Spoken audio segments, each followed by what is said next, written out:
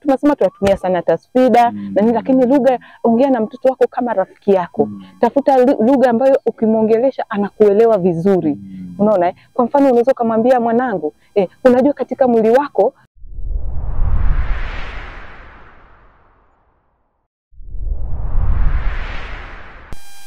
mtazamaji wa Mudisha TV, mtazamaji wa East Africa, pamoja na mambo mengine, tupo ama tunaelekea kwa siku ya mtoto wa Afrika, ama tuko ndani ya siku ya mtoto wa Afrika, ambapo wadau mbalimbali wa maendeleo pamoja na serikali na mashirika yasiyokuwa serikali wamekuwa wakifanya kazi kubwa kuhakikisha kwamba mtoto wa Kiafrika anapata malezi bora, lakini pia haki yake ya msingi anaipata kama ilivyo. Kwanza na kwamba kuna hizo jitihada, lakini wakati mwingine tunashuhudia mtoto huyu anafanywa ukatili. Mtoto anafanywa ukatili wa aina mbalimbali. Kwa nini anafanywa hivyo wakati kuna mashirika, kuna wadau, kuna sheria, lakini bado hali inaendelea? Leo tutae hapa mgeni wetu ambaye tutazungumza naye kuhusiana na siku hii ya mtoto wa Afrika. Nini ambacho anakifanya yeye pamoja na wadau wengine, kama ataweza kupata WhatsApp kwa sababu wamekuwa wakishirikiana katika kufanya hizi kazi.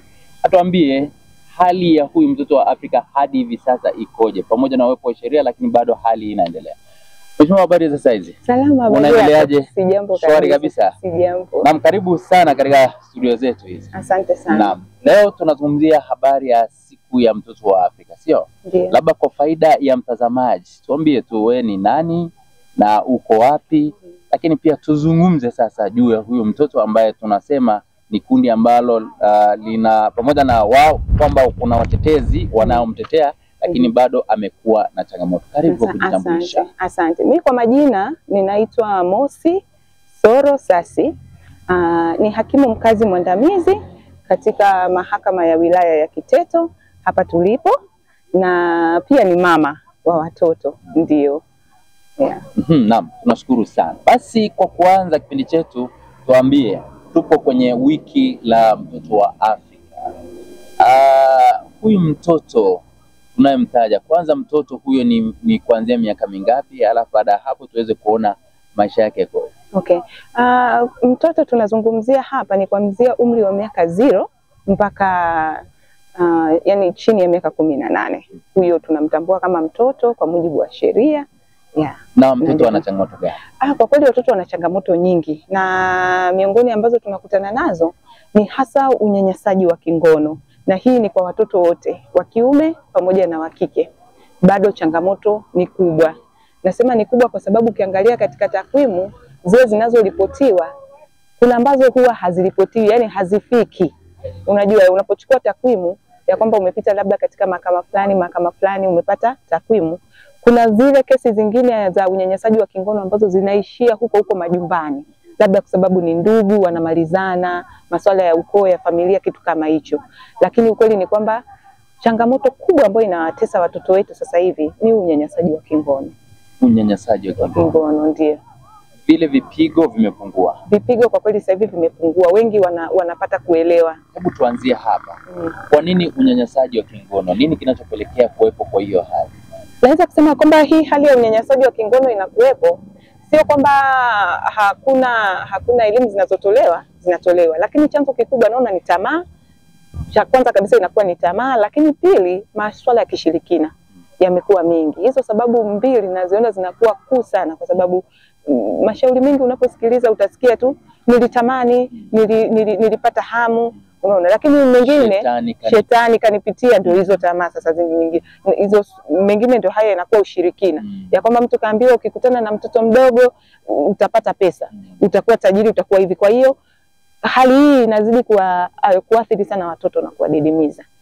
Lakini pamoja na hiyo tumeona kuna juhudi nyingi zinafanyika, na kweli zinafanyika, tunaona na serikali, lakini pia mashirika binafsi kuhakikisha yanatoa elimu kuhusiana na swala zima la unyanyasaji wa kingono. Na sisi pia kama mahakama, kila mara tunapopata nafasi katika wiki zetu za kisheria na utaratibu ambao sasa hivi tumejiwekea wa kutembea mashuleni kwa ajili ya kutoa elimu, kupita kwa watu, kusanyiko nyingi, tunatoa elimu kuhusiana na swala hili. Tunajitahidi, lakini ukija kuangalia unaona mbona bado shida ipo? Kwa nini bado shida ipo? Kwamba mnatoa elimu inatolewa, sheria ipo, wadau wapo, serikali ipo, lakini mtoto ananyanyasika. Mtoto bado ananyanyasika. Sasa katika kuangalia kwangu sasa nikaja kugundua kwamba elimu nyingi zinazotolewa na sapoti zote ambazo tunazipata bado kuna changamoto ndani ya familia. Bado kuna changamoto ndani ya familia. Ya kwamba wazazi wengi hawana elimu ya kutosha au mbinu za kutosha ni kwa namna gani wanaweza kuzungumza na watoto wao kuhusiana na hili swala zima la unyanyasaji wa kingono, kwa sababu wapo wanaoneana aibu. Mwingine sawa watafundishwa kule wazazi, jamani mkifika watoto wenu mfanye hivi wajue hiki, lakini mzazi akifika mbele ya mtoto anashindwa anaanzaje. Hivi ile unaiona ni kwa sababu gani? Kwa sababu najua kwamba mzazi ana confidence kubwa sana kwa mtoto wake. Ndio. Lakini sasa hivi kwa nini mtoto anaonekana ana confidence zaidi kwa mzazi kuliko mzazi kuwa na confidence kwa mtoto wake? Mimi nadhani kwanza kwa upande wa mzazi kutokuwa na confidence ya kutosha kuzungumzia masuala ya ngono na mtoto ni kutokana na tamaduni na malezi yetu.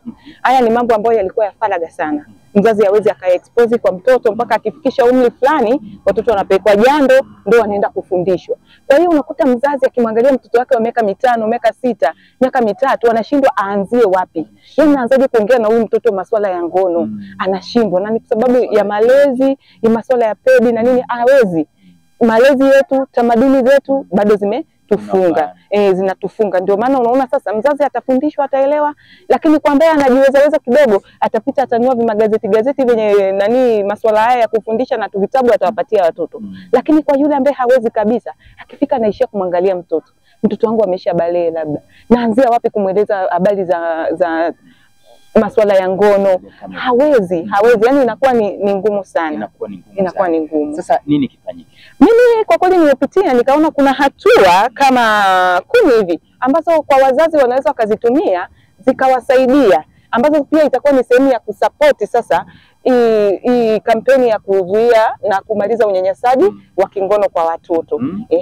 Sasa nikianza na hatua ya kwanza ni kuchagua muda na mazingira mazuri ya kuzungumza na watoto. Unachagua muda na mazingira mazuri sio muda wote ule unaweza kuongea na mtoto. Ndio. Kwa mfano unaweza ukajiwekea tu labda jioni umetoka kazini, mtoto keshatoka shule pale kapumzika, ukifika unamwambia unajua nina jambo moja nataka kuzungumza na wewe, akiwa katika utulivu. Yaani wewe mwenyewe mzazi unatakiwa uwe katika utulivu, uchague muda sahihi wa kuzungumza na mtoto wako, lakini pia na mtoto awe katika utulivu. Usije ukataka kuzungumza na mtoto wakati ambao wewe kwake anaona ndio wakati wa kucheza, wakati wa kuangalia katuni yake. Kwa hiyo hata ukiongea naye akili yake yote iko kule. Kwa hiyo unaangalia muda ambao nyie wote mzazi pamoja na mtoto mnakuwa mmetulia. Hiyo itawasaidia. Ndio. Lakini pia tunatakiwa hatua ya pili, ukishapata ule muda kwamba sasa leo nataka nizungumze na wewe mwanangu kuhusiana na masuala yanayokuhusu wewe. Anapokuwa tayari na wewe uko tayari, basi unatafuta lugha nzuri. Ni jambo la pili. Ni jambo la pili, lugha. Kwa sababu tunasema tunatumia sana tasfida na nini, lakini lugha, ongea na mtoto wako kama rafiki yako. Tafuta lugha ambayo ukimwongelesha anakuelewa vizuri. Unaona kwa mfano unaweza kumwambia mwanangu, unajua katika mwili wako kuna sehemu fulani ambazo ni za muhimu, unazifahamu.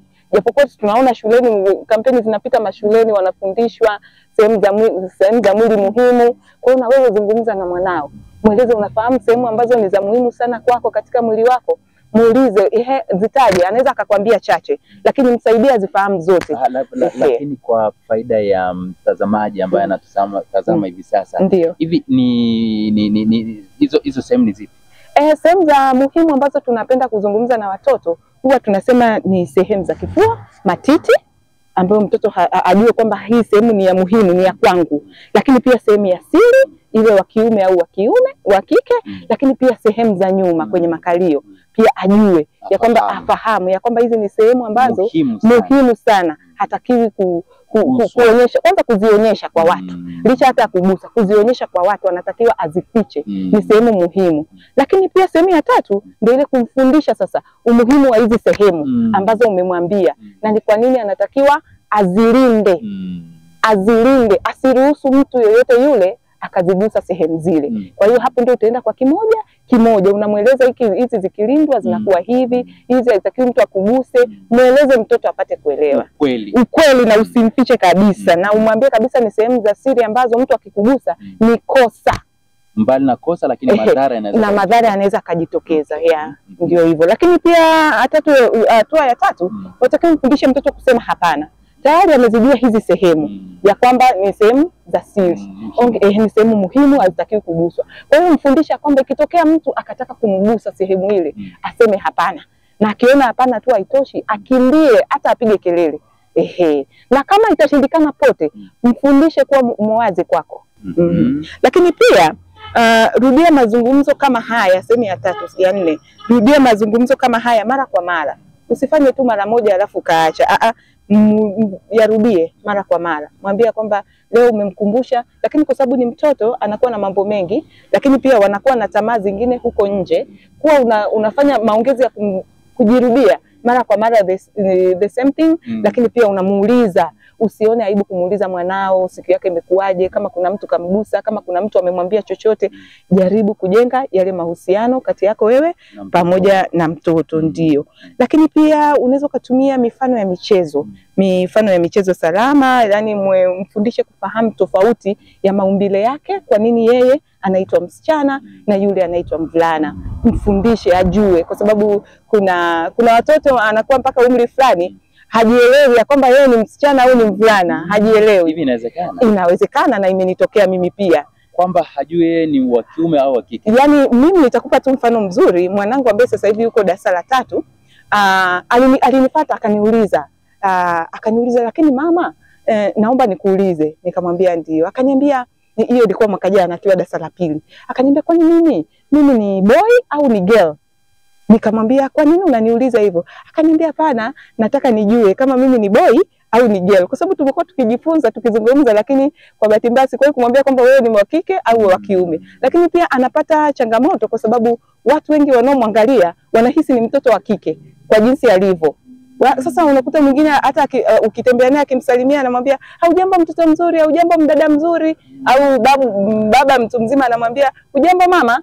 Sasa anakuwa anashangaa, mimi ni wa kike au ni wa kiume? Kwa hiyo inamaanisha hajui tofauti ya kike na kiume. Na mbaya zaidi, akiogeshwa, yeye ni wa kiume, akiogeshwa na mamake mdogo anafurahi. Yuko tayari, anajiachia kabisa, anapakwa mafuta na nini. Lakini mjomba wake akishika amuogeshe, anakataa na anajificha. Yaani hata kuvaa nguo mbele ya mjomba hawezi. Kwa hiyo nikagundua kuna changamoto hapa. Anashindwa kutofautisha. Kwa hiyo ikabidi tukae chini tuzungumze ya kwamba wewe ni wa kiume kwa sababu ya hivi na hivi. Nikamweleza na maumbile yake, akajua Kwa hiyo sasa hivi ukimuuliza anakwambia mimi ni wa kiume. Ndio.